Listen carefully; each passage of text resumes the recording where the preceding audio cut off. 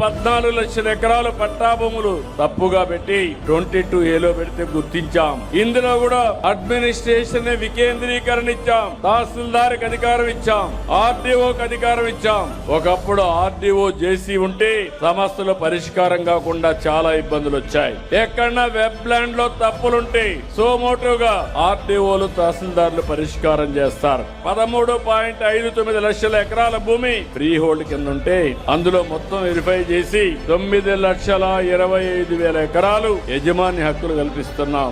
ఏవైతే ఇంత మునుపు చేసినటువంటి వెరిఫికేషన్ అయ్యింది, కొన్ని తప్పులున్నాయి, అవన్నీ కరెక్ట్ చేసి మీకు ఇస్తున్నాం. ఇంకో పక్క భూ వినియోగ మార్పులు గాని మిస్సింగ్ సర్వే నెంబర్ లో ఉంటే గ్రామంలో పోయి సచివాలయంలోనే మీరు చేసుకునే పరిస్థితులు వస్తాయి. ఇంకో పక్క మ్యూటేషన్ కూడా మార్పులు చేర్పులుంటే అవన్నీ కూడా మ్యూటేషన్ చేసుకోవాలంటే అవన్నీ కూడా ఇప్పటికి 9 లక్షలు చేశాం. సేల్ గాని గిఫ్ట్ గాని అదే మరి పార్టిషన్ డీడ్స్ గాని 100% ఆటో మ్యూటేషన్ తీసుకొస్తాం. పట్టణ ప్రాంతాల్లో ఉండే ఆస్తులు కూడా ఆటో మ్యూటేషన్ తీసుకొస్తాం.